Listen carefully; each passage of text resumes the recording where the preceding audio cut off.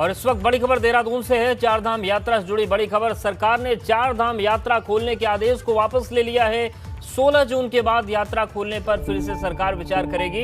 अभी नैनीताल हाईकोर्ट में चार धाम यात्रा पर सुनवाई चल रही है और सरकार ने 3 जिलों चमोली, रुद्रप्रयाग, उत्तरकाशी के लोगों के लिए चार धाम यात्रा खोलने की मंजूरी दी थी, लेकिन उस मंजूरी को, उस आदेश को फिलहाल वापस ले लिया गया है।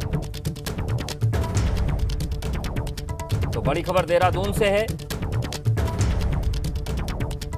विनोद हमारे साथ जुड़ गए। विनोद, ये फैसला होता है फिर उसके बाद वापस लिया जाता है, ऐसी क्या वजह रही, क्यों ऐसा किया गया?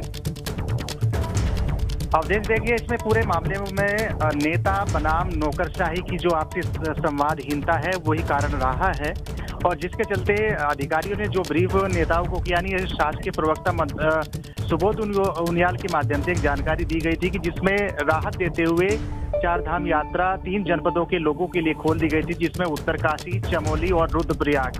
लेकिन फिर दूसरी बात सामने आई है कि कल माननीय हाईकोर्ट में एक डेट है जिसकी सुनवाई कल 16 जून को होनी है, जिसमें राज्य सरकार अपना पक्ष रखेगी।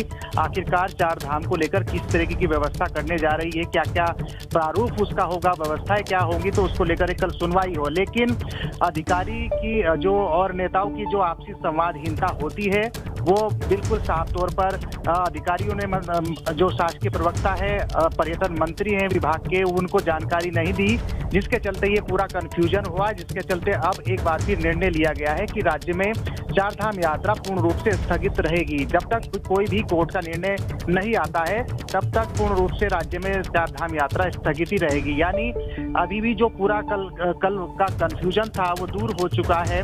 अब ऐसे में 3 जनपदों के लिए जो लोगों के लिए राहत दी गई थी पूर्ण रूप से उसको बंद कर दिया गया है, और ऐसे में कल नैनीताल हाईकोर्ट में सुनवाई है। आखिरकार चार धाम यात्रा को लेकर राज्य सरकार किस तरह की व्यवस्था कर रही है, क्या उसका प्रारूप होगा, क्या क्या व्यवस्थाएं होंगी, उसको लेकर सुनवाई है। और यही कंफ्यूजन रहा कि अधिकारियों ने एक डेट का हवाला नहीं दिया कि माननीय हाईकोर्ट में कल 16 जून की डेट है, जिसके चलते अभी 3 जिलों के लोगों को ये राहत नहीं दी जाए। यही कंफ्यूजन अधिकारी और मंत्रियों के बीच का रहा है, और जिसके चलते अब पूरी तरह से पर्यटन मंत्री सतपाल महाराज ने उत्तराखंड की ब्यूरोक्रेसी पर हमला बोला है कि जो आपसी संवाद होता है वो बिल्कुल अधिकारी मंत्रियों के साथ में, विभागीय मंत्रियों के साथ नहीं करते हैं, और जिसके चलते कंफ्यूजन होता है। लिहाजा खबर यही है, और पूर्ण रूप से अभी तक उत्तराखंड में चार धाम यात्रा स्थगित है। कल माननीय हाईकोर्ट में सुनवाई होनी है। सुनवाई के बाद ही आखिरकार क्या डिसीजन कोर्ट राज्य सरकार को देता है, और सरकार